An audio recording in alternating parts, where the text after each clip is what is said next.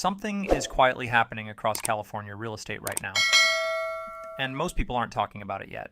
It's not showing up on the evening news, it's not breaking headlines on financial networks, but if you know where to look, the signs are everywhere. Homes that should have sold in a weekend are sitting for 60, 90, even 120 days.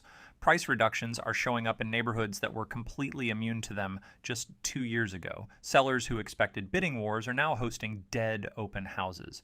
California housing has always been treated like the one market that defies gravity. The one market where prices don't really fall, they just pause before climbing higher. That belief has become deeply embedded in the culture here. And that belief is exactly why what's coming could catch so many homeowners and buyers completely off guard. Here's the reality. Mortgage rates are still hovering well above the historic lows that fueled the pandemic-era boom. And here's the part that makes this particularly dangerous. Millions of current homeowners are sitting on loans they locked in at 3%.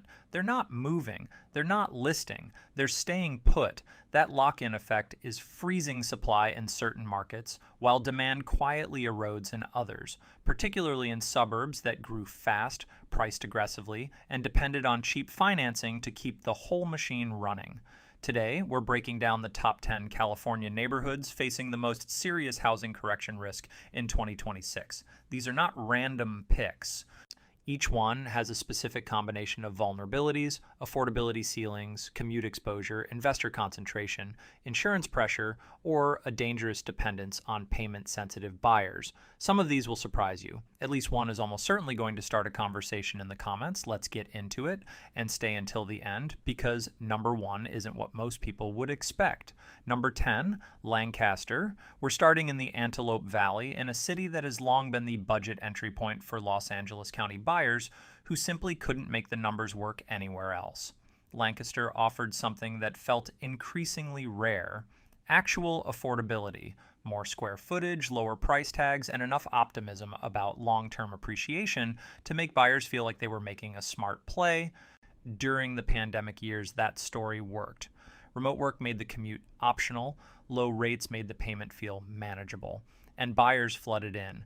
But here in 2026, the cracks are starting to show. Lancaster's housing market is driven almost entirely by payment-sensitive buyers. First-time owners, young families, households stepping carefully into ownership for the first time. These aren't wealthy investors with cash reserves. These are people for whom an extra $200 or $300 a month in mortgage payments can mean the difference between qualifying for a loan and not qualifying at all. That's the core vulnerability here. Rates haven't come back down to where they need to be for this market to fully function, and every month they stay elevated, another wave of potential buyers gets priced out. Compound that with the desert risk profile. Our insurance premiums in high wind and wildfire-adjacent corridors across the Antelope Valley have risen significantly. Property taxes, HOA fees in newer developments, and utility costs in an extreme heat climate all add to the true monthly cost of ownership, costs that don't show up in the listing price but absolutely show up in the buyer's bank account. The warning signs in Lancaster are clear: longer days on market, subtle but increasing frequency of price reductions, and a noticeable drop in the urgency that once defined this market. That urgency may not return until rates come down meaningfully, and there's no guarantee that's happening soon. Number 9, Victorville. Moving deeper into the high desert, Victorville has always occupied an interesting position in the Southern California real estate conversation. It's far enough from the coast that prices stay lower. It's close enough to major freeways that commuters could, theoretically, make it work. For a window of time during the remote work era, that combination was genuinely appealing. Buyers who could work from home full-time didn't care about the 90-minute drive to Los Angeles or the hour and a half to Orange County. They were buying space and value, and they were getting both. That window is closing. As employers steadily bring workers back to physical offices, not necessarily 5 days a week, but often 3 or 4, the calculus on Victorville changes fast. 3 days of commuting from the high desert isn't a minor inconvenience. It's a serious lifestyle tax. Fuel, time, vehicle wear, childcare logistics. All of it adds up in ways buyers now actively price into their decision-making. Victorville also faces a structural market challenge. It has a high concentration of investor-owned rental properties.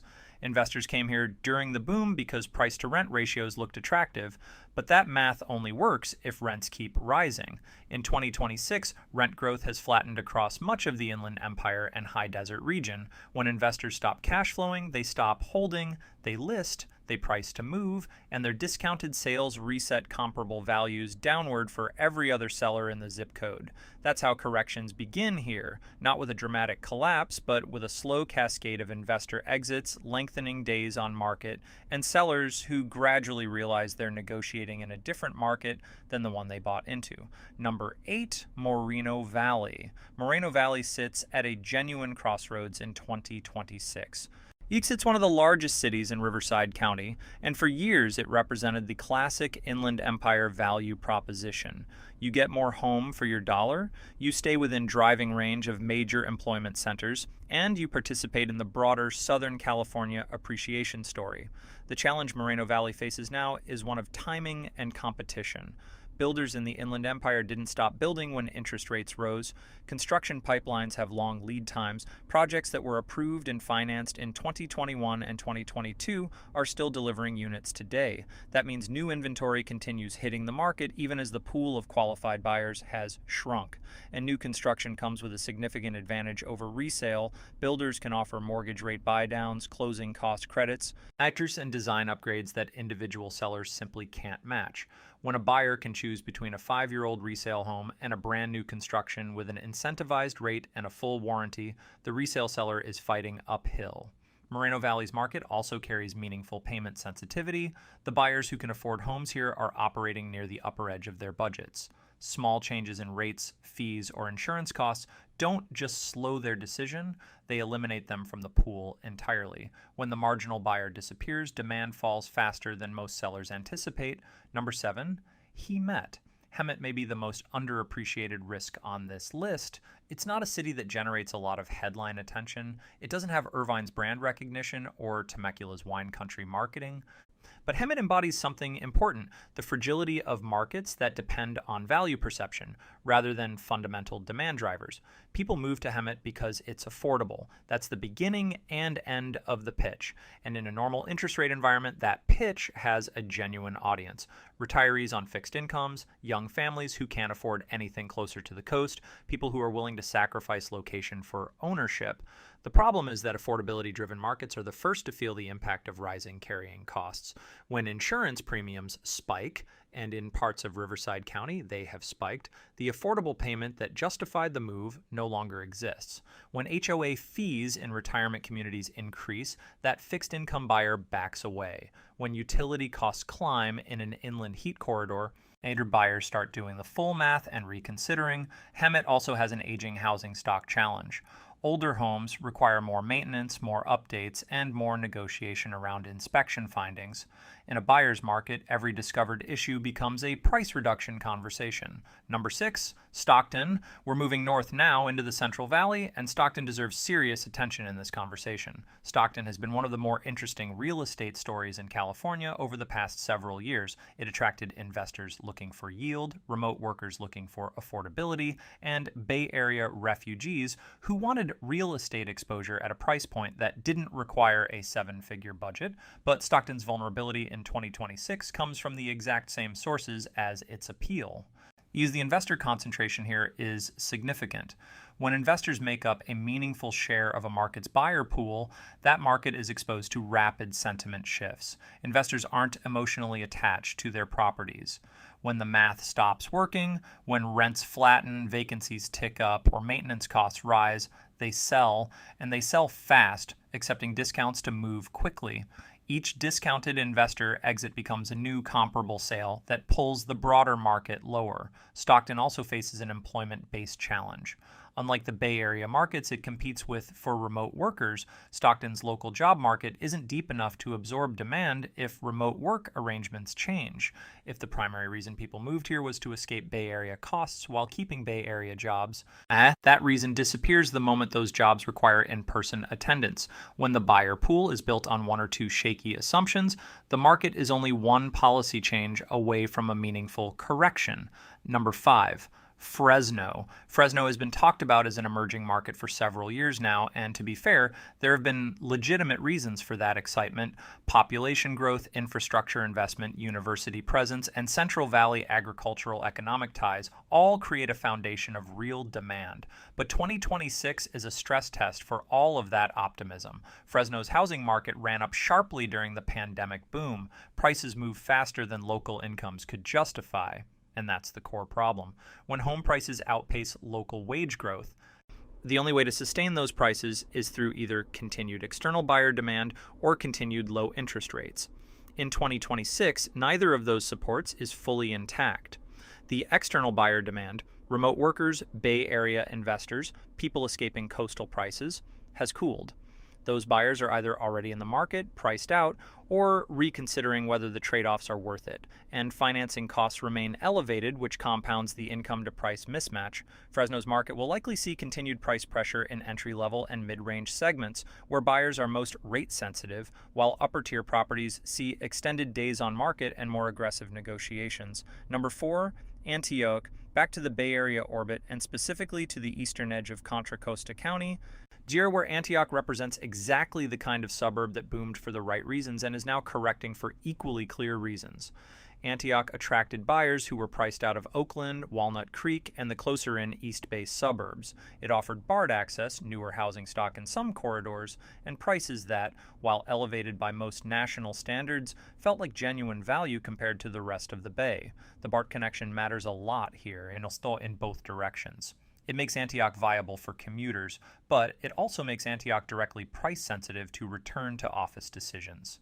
The more days workers have to be in San Francisco or downtown Oakland, the more the Antioch trade-off makes sense. The fewer those requirements, the less compelling the location premium becomes. The market here is also watching a slow-motion insurance crisis unfold. Homeowners in parts of the eastern East Bay are facing non-renewals and premium spikes that are reshaping affordability calculations in real time. A home that pencils out at the purchase price may not pencil out once the annual insurance bill arrives, and buyers have become very aware of this. Number 3, Elk Grove. Elk Grove has worn the family suburb badge proudly for years. Strong schools, safe neighborhoods, room to breathe. It became one of the primary destinations for Sacramento area buyers seeking quality of life without paying midtown premiums.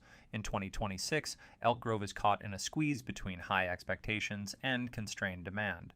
Sellers in Elk Grove are still, in many cases, pricing based on 2021 and 2022 peak comparables. They remember what their neighbors got.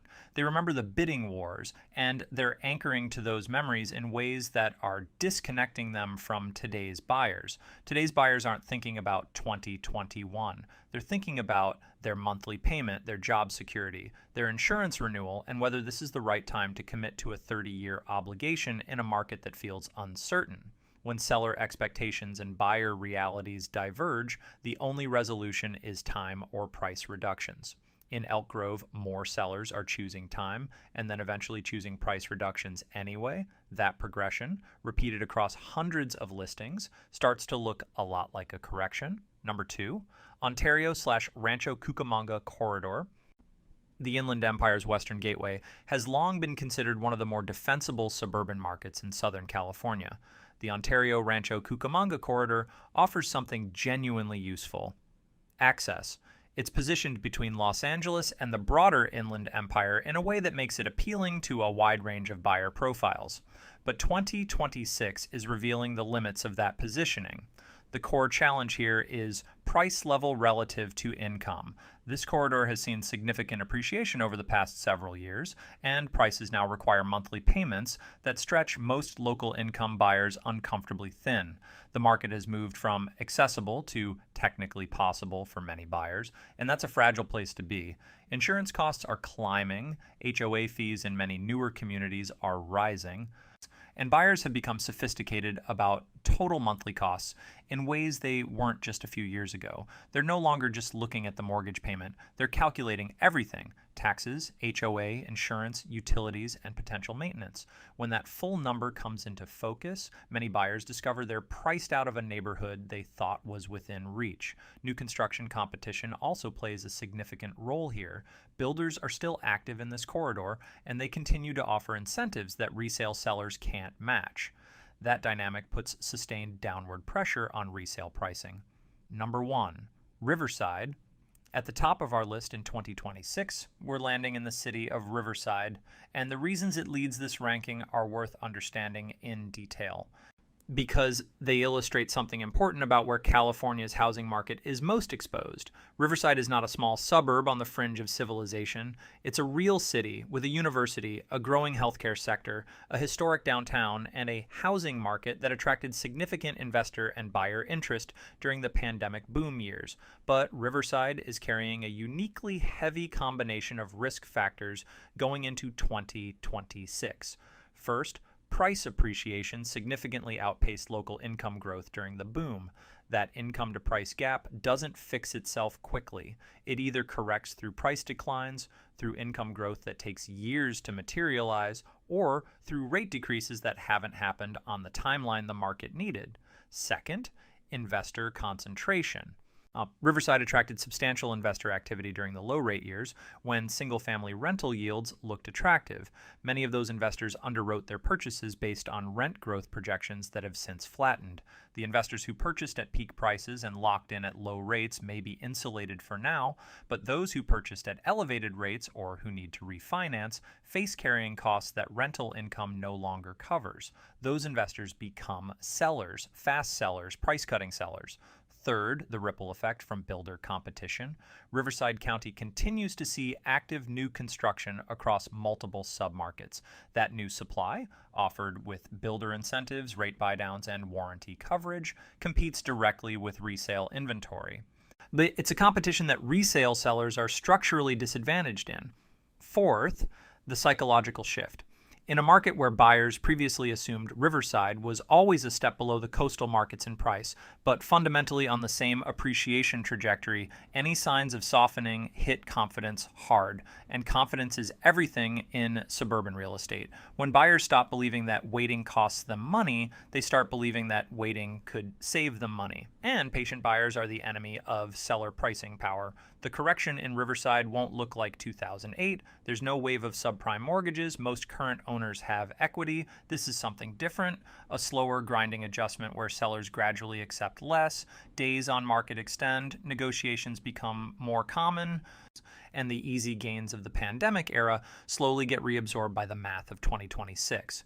Here's the broader point behind everything we've covered today. California real estate has never been a monolith. The same state that has some of the most resilient, fundamentally sound housing markets in the country, coastal tech-adjacent neighborhoods, supply-constrained urban cores, also has vast stretches of suburban and exurban development that is highly dependent on specific conditions: cheap financing, flexible work, confident buyers, and stable carrying costs. In 2026, those conditions are under pressure. Not everywhere, not equally, but in enough places, in enough markets, that the next 12 to 18 months will tell us a great deal about which California neighborhoods were genuinely valuable and which ones were simply riding a tide that has now turned. If you own in one of these markets, this isn't necessarily cause for panic, but it is cause for realistic thinking. Know your numbers, understand your timeline. Don't price based on 2021, price based on what today's buyer can actually afford to pay each month. And if you're looking to buy in California right now, you're entering a market where patience may be the most valuable tool you have. Leverage is shifting. That doesn't mean prices will collapse, but it does mean you have more room to negotiate than at any point in the last 4 years. Drop your market in the comments. Are you seeing these patterns where you live? Are homes sitting longer? Are price cuts showing up in your neighborhood? I want to hear what's happening on the ground. If this breakdown was useful, hit like, subscribe to the channel, and share this with anyone making a buying or selling decision in California this year. We cover real estate trends, market data, and the stories behind the numbers every week. See you in the next one.